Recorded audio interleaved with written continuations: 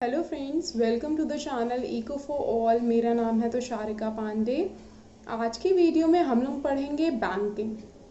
जब बैंकिंग की बात करते हैं तो सबसे पहला जो वर्ड आता है वो है bank. Bank means an institution which receives fund from the public and give loans and advances to those who needs them।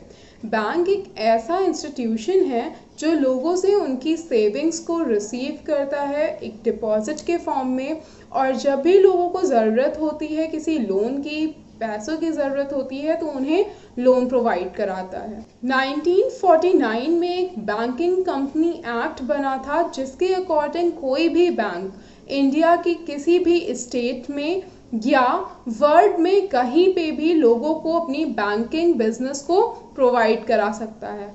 Now, what is the term banking means? Banking has been defined as accepting for the purpose of lending or investment deposits of money from the public which are payable on demand and withdrawable by check, drafts, order or otherwise।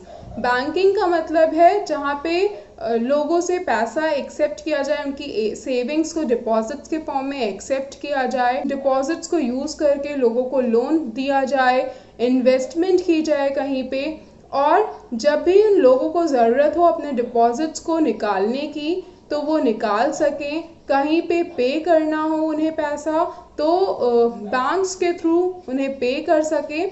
ये सारे functioning को कहते हैं banking. Banks के दो essential functions हैं जो banks को फाइनेंशियल इंस्टीट्यूशन बनाते हैं। एक है accepting checkable deposits of the public और दूसरा है लेंडिंग, यानी लोगों के चेकेबल डिपॉजिट्स, यानी ऐसे डिपॉजिट्स को लेना जो कि चेक के थ्रू कहीं पे विड्रॉ किया जा सके या किसी को ट्रांसफ़र किया जा सके, और दूसरा है लेंडिंग, यानी लोगों को जब भी ज़रूरत हो पैसों की तो उन्हें लोन्स दिया जा सके। इन फंक्शंस की वजह से बैंक को एक फाइनेंशियल इंस्टीट्यूशन भी कहा जाता है। जो पोस्ट ऑफिस सेविंग बैंक्स होते हैं वो बैंक की कैटेगरी में नहीं आते हैं, क्योंकि पोस्ट ऑफिस सेविंग बैंक सिर्फ लोगों के सेविंग्स को रिसीव करते हैं, उनको डिपॉजिट करते हैं, लेकिन उनको ज़रूरत पड़ने पे लोन प्रोवाइड नहीं करते हैं। और दूसरे फाइनेंशियल इंस्टीट्यूशंस जैसे कि LIC यानी life insurance corporation, IDBI industrial development bank of India, ये सारे फाइनेंशियल इंस्टीट्यूशन बैंक्स की कैटेगरीज में भी नहीं आते हैं।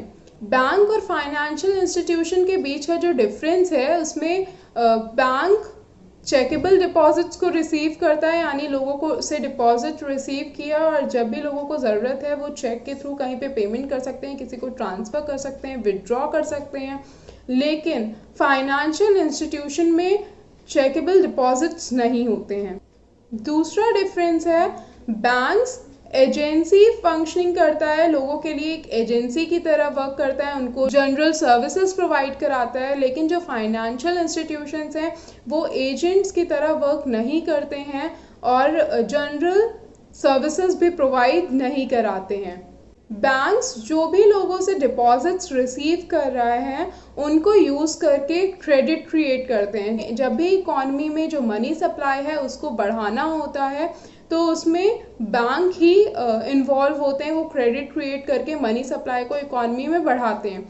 लेकिन जो फाइनेंशियल इंस्टीट्यूशन हैं वो क्रेडिट क्रिएट नहीं करते हैं। Now let's see the classifications of bank, यानी बैंक कितनी तरह के होते हैं। सो जनरली बैंक के 7 क्लासिफिकेशंस हैं: central bank, commercial bank, foreign exchange bank, cooperative bank, land development bank, rural bank and industrial bank. जो सेंट्रल बैंक है वो सारे बैंक्स की एक एपेक्स बॉडी है जो इन सारे बैंक्स को रेगुलेट करती है, दूसरे सारे बैंक्स की एक्टिविटीज़ को रेगुलरली चेक करती रहती है, उनको कंट्रोल करती है। साथ में सेंट्रल बैंक सारे बैंक्स जो कमर्शियल बैंक्स हैं उनसे डिपॉजिट्स को रिसीव करती है, गवर्नमेंट के डिपॉजिट्स को रिसीव करती है और न्यू करेंसीज को इशू करती है। देन आता है कमर्शियल बैंक। कमर्शियल बैंक वो है जो लोगों से उनकी सेविंग्स को रिसीव करता है, उनकी सेविंग को डिपॉजिट करता है और उन सेविंग्स को यूज़ करके जब भी किसी को लोन की ज़रूरत होती है, पैसे की ज़रूरत होती है, तो उनको क्रेडिट प्रोवाइड करता है।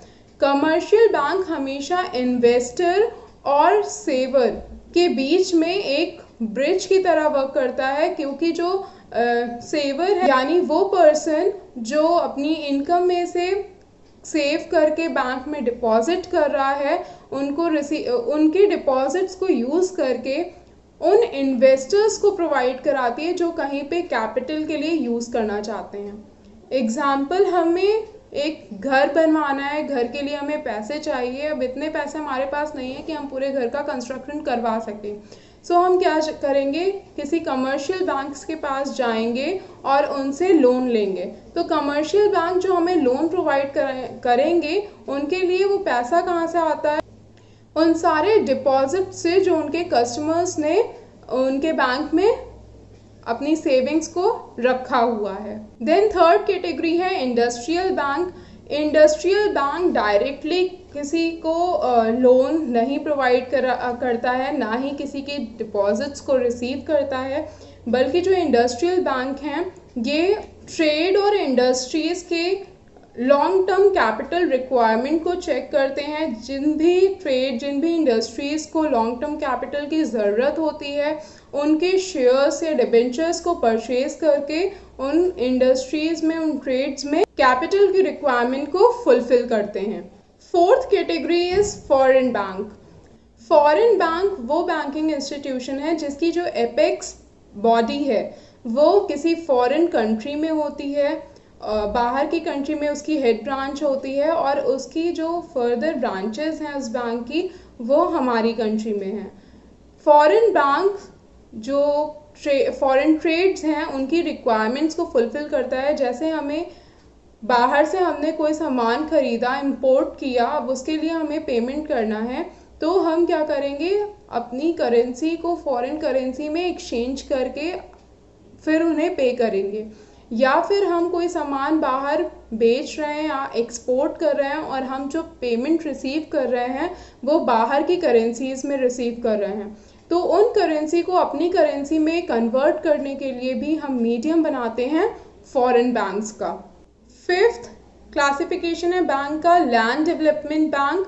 लैंड डेवलपमेंट बैंक फार्मर्स को उनकी लैंड की सिक्योरिटी के लिए फाइनेंसेस प्रोवाइड कराता है, और जो लैंड डेवलपमेंट बैंक है उनको ये जो पैसा है यानी जो उनके रिसोर्सेज हैं जिनके थ्रू वो फार्मर्स को उनकी लैंड सिक्योरिटी के लिए फाइनेंसेस प्रोवाइड करा रहे हैं, ये जनरेट करने के लिए किसी दूसरी इंडस्ट्रीज़ में अब उनके शेयर्स और डिबेंचर्स को परचेज करना होता है, जिससे कि वो अपनी रिसोर्सेज को इंक्रीज कर सके और उन रिसोर्सेज को यूज़ करके फार्मर्स को या जो लैंड सिक्योरिटी का पर्पस है उसकी रिक्वायरमेंट को फुलफिल कर सके। Sixth classification of bank is cooperative bank. Cooperative bank वो बैंक है जिसको कुछ लोगों ने कलेक्टिवली अपने बेनिफिट्स को फुलफिल करने के लिए बनाया है। कोऑपरेटिव बैंक छोटी से छोटी सेविंग्स को रिसीव करता है और शॉर्ट टर्म लोन्स प्रोवाइड कराता है, और कोऑपरेटिव बैंक अपने मेंबर्स को लोन कम इंटरेस्ट पे प्रोवाइड कराते हैं। Seventh classification of bank is regional rural bank. Regional rural bank जो हमारी कंट्री में रूरल एरिया है, वहाँ के जो वीकर सेक्शंस हैं उनकी रिक्वायरमेंट्स को फुलफिल करता है, और जो रीजनल रूरल बैंक है ये कमर्शियल बैंक की गाइडेंस के अंडर वर्क करते हैं। Thank you friends. अगर आप लोगों को ये टॉपिक समझ में आया तो प्लीज़ लाइक करिएगा, अपने फ्रेंड्स के साथ ज़रूर शेयर करिएगा, और अगर अभी तक आप लोगों ने मेरे चैनल को सब्सक्राइब नहीं किया है तो प्लीज़ सब्सक्राइब करिएगा, बेल आइकन को क्लिक करना मत भूलिएगा, जिससे आपको आगे के भी अपडेट्स मिलते रहे। Thank you.